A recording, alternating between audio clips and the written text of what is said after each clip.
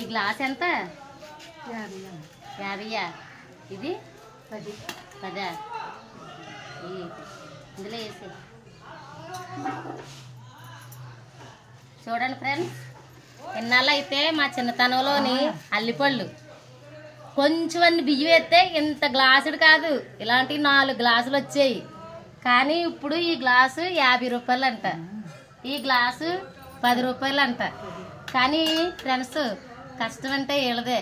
కొండ ఎక్కాలా కిందకి దిగాల, కొండ ఎక్కాలా కిందకి దిగాలి. చూడండి, అల్లిపళ్ళు అంటేని ఇవి అప్పట్లో దొరికాయి. కానీ ఇప్పుడైతే కొండకి ఎక్కి ఎక్కడం ఏరడం, ప్రతి కొమ్మకి ఇది ముళ్ళుతోటి కూడినది పని. మొత్తం అంతా ఏరి ఒకటి ఏరి ఇలా పళ్ళులో పోసుకొచ్చి ఏరి ఇప్పుడు అమ్ముతున్నారంటే వీళ్ళ కష్టాన్ని మనం కొనుక్కున్నా ఏమీ నష్టం ఏమి ఉండదు. ఎందుకంటే ఇది సంవత్సరానికి ఒక్కసారి వచ్చే పంట.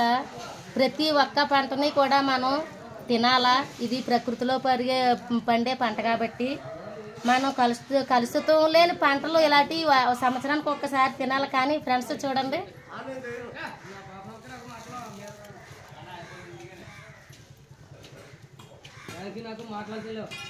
ఎలా తిన్న తర్వాత నూరంతా ఇలాగా బ్లూ కలర్ లో వచ్చేస్తుంది ఫ్రెండ్స్.